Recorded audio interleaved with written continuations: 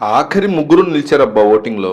సుమన్ శెట్టి, సంజన, దివ్య. వీళ్ళ ముగ్గురులో ఒకే ఒక్కరిని బయటకు పంపించే అవకాశం బిగ్ బాస్ మీకే ఇస్తే ఎవరిని పంపిస్తారు? సుమన్ శెట్టి వాళ్ళ వైఫ్, సంజన వాళ్ళ హస్బెండ్, దివ్య వాళ్ళ అమ్మగారు, నాన్నగారు వాళ్ళందరూ కూడా ఈ కామెంట్స్ చూసేలా చేస్తే అది నా ప్రామిస్. అయితే హౌస్లోంచి ఎవరిని జనాలు బయటికి పంపించాలనుకుంటున్నారో వాళ్ళకి తెలిసేలాగా మిస్ అవ్వకుండా కంపల్సరీగా కామెంట్ చేయండి. Eliminate Suman Shetty, eliminate Sanjana, eliminate Divya, ఈ మూడిట్లో ఒక్కటి కామెంట్ చేయండి. అసలు ఏం జరిగింది మీరు అబ్జర్వ్ చేస్తే లాస్ట్ వీకే దివ్యకు చాలా తక్కువ ఓట్లు వచ్చాయి ఉన్న వాళ్ళందరిలోకి. సో ఇట్లాంటి సిచ్యువేషన్లో హౌస్లోంచి ఎవరిని బయటికి పంపించాలన్నప్పుడు ఆబ్వియస్గా దివ్యను పంపించాలి. కానీ ఈ ఇన్సిడెంట్ జరగడానికి ముందే కెప్టెన్సీ కంటెంటర్కి సంబంధించినటువంటి ఇష్యూలో దివ్య వర్సెస్ తనుజ జరిగింది.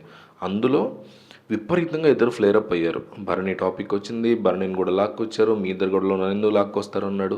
ఒకళ్ళ మీద ఒకళ్ళు పో అని, ఇంకొకళ్ళేమో నువ్వు సీరియల్ యాక్టర్స్ అని, నువ్వేమో బయట సరిపోక ఇక్కడికి వచ్చావు రివీల్ చేసుకోవడం కానీ, అట్లా పర్సనల్ లెవెల్కి వెళ్ళిపోయారు. అంటే అట్లీస్ట్ పర్సనల్ లెవెల్కి వెళ్ళిపోయారు వరస్ట్గా.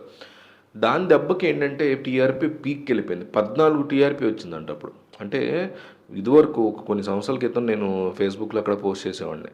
ఏమనంటే ఇద్దరు మనుషులు రోడ్డు మీద కొట్టుకుంటున్నారు, గొడవ పడుతున్నారు, తిట్టుకుంటున్నారు, ఒకళ్ళనొకళ్ళు తిట్టుకుంటుంటే జనం అంతా పోగే ఉన్నారు.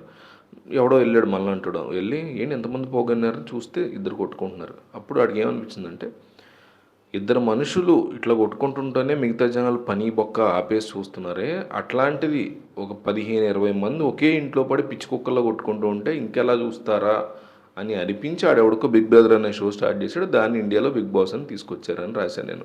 అట్లాగా సో ఎప్పుడైతే వీళ్ళిద్దరు గొడవ పడ్డారో పీక్కి వెళ్ళిపోయింది టీఆర్పీ. ఇద్దరు మనుషులు దెబ్బలాడుకోవడం అనేది హ్యూమన్ ఇన్స్టింక్ట్లో చాలా ఇంట్రెస్టింగ్ పాయింట్. వాళ్ళు తిట్టుకోవడం, వాళ్ళు ఏ పాయింట్లు మాట్లాడుకుంటున్నారు, దాని నుంచి మళ్ళీ మనం జడ్జి చేయడం.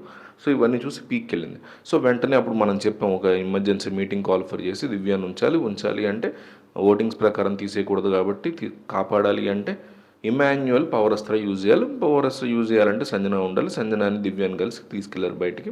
సంజన కోసం అయినా ఇమాన్యువల్ ఇన్నాళ్ళు మమ్మీ అంటున్నాడు. లాస్ట్ మినిట్కి వచ్చేసరికి మొన్నంటే గౌరవ్ విషయంలో తనుజ నేను ఆడియన్స్కి వెళ్తాను అంది.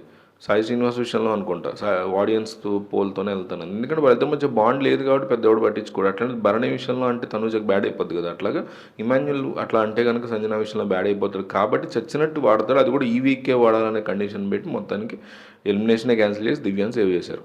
కానీ ఈ వీక్ చూస్తే ఆ విషయాన్ని దివ్య చాలా ఈజీగా అర్థం చేసుకుంటుంది అనుకున్నాను నేను కానీ, మనం కానీ, బిగ్ బాస్ మేనేజ్మెంట్ కానీ అందరం అనుకుంది ఏంటంటే తను ఎందుకుంది అనే విషయాన్ని దివ్య చాలా ఈజీగా అర్థం చేసుకుంటుంది. అందువల్ల ఈ వీక్ అంతా కూడా టీఆర్పీ రైజ్ చేస్తూ తను చేత గొడవలు పడుతుంటుంది అనుకున్నారు. కానీ కర్మ కొద్దీ నామినేషన్స్ రోజు కూల్ అయిపోయారు. అసలు నామినేషన్స్ రోజు రీతు వర్సెస్ సంజన పడకపోతే, రీతు వర్సెస్ కళ్యాణ్ పడకపోయి ఉంటే, కళ్యాణ్ వర్సెస్ అతని పేరేంటి డీమన్ పవన్ పడకపోయి ఉంటే అసలు నామినేషన్స్ నీరుగారి చప్పగా అయిపోయేది. ఎందుకంటే దివ్య అండ్ తనూజ హగ్ చేసేసుకుని మళ్ళీ చుట్టాలు అయిపోయారంట్రా నన్ను టీవీ చూస్తూ. సో వాళ్ళు అట్లా చుట్టాలు అయిపోయారు, కలిసిపోయారు అక్క చెల్లెలు ఇద్దరు. సో ఈ వీక్ అంతా కూడా ఏమీ లేదు ఇద్దరి మధ్య. మొన్న ఏదో టాస్క్ జరుగుతున్నప్పుడు స్పాన్సర్ టాస్క్ కొంచెం అది కూడా అంటే ఇక్కడ అన్ని విషయాల్ని చాలా బాగా అర్థం చేసుకోగలిగే దివ్య బ్రెయిన్ గేమర్. తనుజ కంటే బెటర్ బ్రెయిన్ గేమర్ నా దృష్టిలో దివ్య. అలాంటి అమ్మాయి కూడా సైలెంట్ అయిపోయేసరికి బిగ్ బాస్ మేనేజ్మెంట్ కూడా ఏం చేయాలి తెలియలా. సో అందుకని ఈరోజంతా మీటింగ్కి కాల్ఫర్ చేసి మళ్ళీ ఓకే దివ్యానికి పంపించాల్సిందే, తన వల్ల టీఆర్పీ కూడా యూజ్ అయ్యి ఉండట్లేదు అని డెసిషన్ని, ఓట్స్ తక్కువ వచ్చినా కూడా లాస్ట్ టైం లాగా ఏమైనా సేవ్ చేయొచ్చా, ఇంకోటిని పంపిద్దామా అనే డిస్కషన్ జరిగిన తర్వాత లేదు దివ్యానే పంపించాలని చెప్పి బయటికి పంపించినట్టుగా తెలుస్తుంది. అండ్ కింద డిస్క్రిప్షన్లో నేను మన డీల్స్ ఛానల్ సంబంధించి టెలిగ్రామ్ లింక్ ఇచ్చాను, జాయిన్ అవ్వండి. అందులో 80%, 70%, 50%, 90% ఇట్లా డిస్కౌంట్కి ప్రైసెస్ వస్తాయి. అలా వచ్చినప్పుడు డిస్కౌంట్కి కొన్ని వస్తువులు వస్తాయి తక్కువ ప్రైస్లో. అప్పుడు వెంటనే మేము ఆ గ్రూప్లో పోస్ట్ చేస్తాం, మీరు వెంటనే ఉపయోగపడితే కొనుక్కోవచ్చు. చిన్న వాటర్ బాటిల్ దగ్గర నుంచి పెద్ద పెద్ద ల్యాప్టాప్స్, కంప్యూటర్స్ వరకు, బైక్స్ వరకు కూడా అలా వచ్చినప్పుడు మేము పోస్ట్ చేస్తాం. సో జాయిన్ అయిపోండి, ఫస్ట్ జాయిన్ అయిపోయి జాయిన్ అయిపోయి ఆ టెలిగ్రామ్ గ్రూప్లో రెడీగా ఉండండి. నోటిఫికేషన్స్ ఆన్ చేసుకుని మీకు వెంటనే నోటిఫికేషన్ వస్తుంది.